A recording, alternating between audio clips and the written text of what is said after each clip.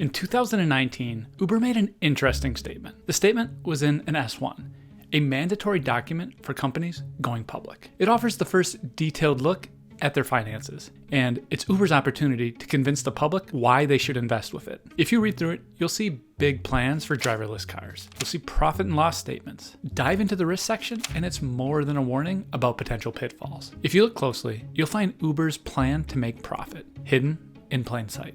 As we aim to reduce driver incentives to improve our financial performance, we expect driver dissatisfaction will generally increase.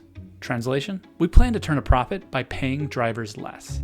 In 2023, it finally happened. After losing $33 billion, Uber turned an operating profit for the first time in company history. The stock price doubled. This milestone made headlines, and management took a victory lap. It's the amalgamation of a ton of work, and we plan to be profitable for, every quarter going forward. Management said the profit came from diversifying into food delivery and freight. They dropped some buzzwords about innovation and efficiency, but there's a growing chorus of major business school professors who have a much more simpler explanation, one that calls back to Uber's original stock filing. Those profits came directly from a driver's cut of each ride. So who's right? Well, let's take a look at the evidence, the academic research, the financial statements, and we can understand why Uber could now view controlling this debate just as important as their app functioning. Because if the truth gets out, Uber's profits could be in serious trouble.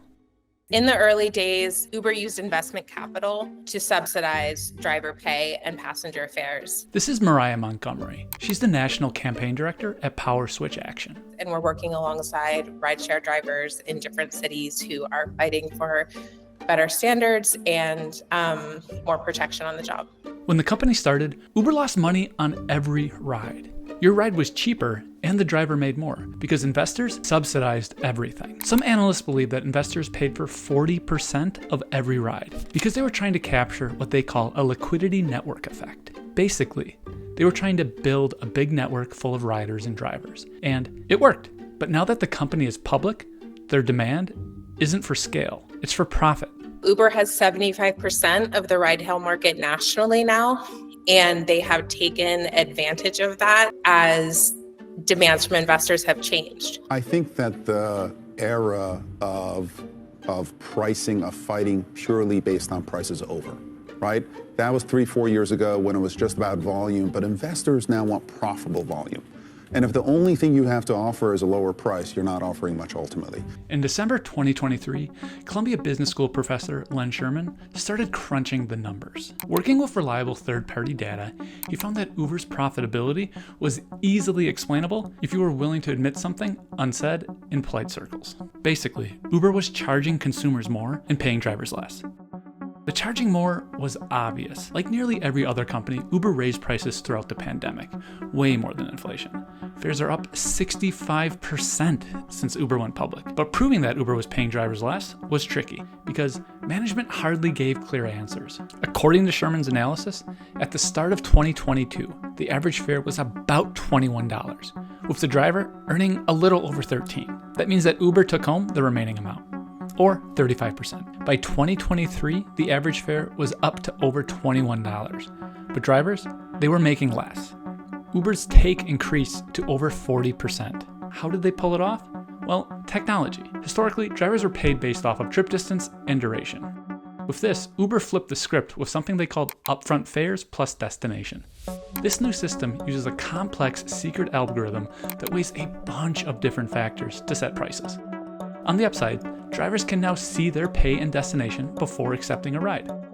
On the downside, there's a growing concern that Uber might be pushing drivers into a corner, offering drivers who skip the less lucrative fares fewer rides, which creates a race to the bottom. Sherman isn't alone. Investment analysts are coming to similar conclusions. A forthcoming paper, spearheaded by a Wharton School professor, found that in New York City, Uber's take rate has increased significantly, while Lyft's has decreased. Last year, we published a video with an organization called Get Fair. They found that Uber's take during surge prices was over half. Since the introduction of upfront fares, Uber's profit margin has expanded. Uber disputes that they're taking more money from drivers, and we don't know for certain who's right about this, because Uber refuses to share the actual data. To paraphrase that Wharton professor, Uber's written response to all of this is essentially, you're not seeing what you're actually seeing. Your eyes are lying. Right now, Minneapolis politicians are actually listening to the research and drivers. They passed a minimum wage law for rideshare operators within the city. As a result, Uber is threatening to exit the entire state, arguing that wage regulations could make operations unprofitable and force them to increase prices.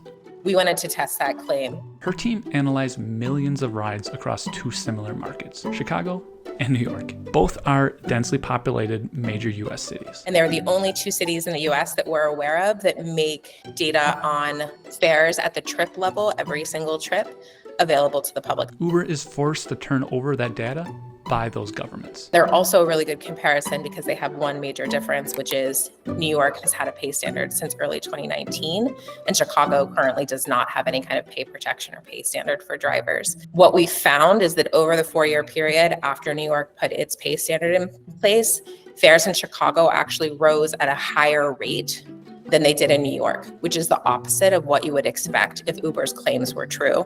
This isn't the first time that Uber has misled the public about their business. A whistleblower revealed that when Uber was expanding across Europe, they paid economists to produce research praising the company. They then fed that research to journalists to support their cause. You can't trust Uber's claims because they've too often been shown to be misleading the public. And right now, Uber and Lyft don't release detailed data around driver pay, prices, and take rates. Instead, they flood the airwaves with talking points that run counter to independent research and their own stated strategy. I think, policymakers should treat it like a negotiation that's happening via the press, which I know is uncomfortable, rather than, a good faith response to public policy. Cities now face a crucial call to mandate that these rideshare companies open up their trip data. This would not only arm drivers with the knowledge of their earnings and strengthen their push for fair wages, it would give politicians and policymakers information they need to actually make a system that works for the city, not for the company. I don't trust what Uber says. They have too much of a track record of misleading the public for corporate gain. And drivers have a lot of information about how the platforms actually work. And we should give a lot more credence to what they say about what they're experiencing every day. These companies need our cities. Cities are where they make all of their money. They don't want to leave. Yes, they're throwing their weight around, but we as cities, as the public, as elected leaders, should throw our weight around as well to do what we need to do for our constituents.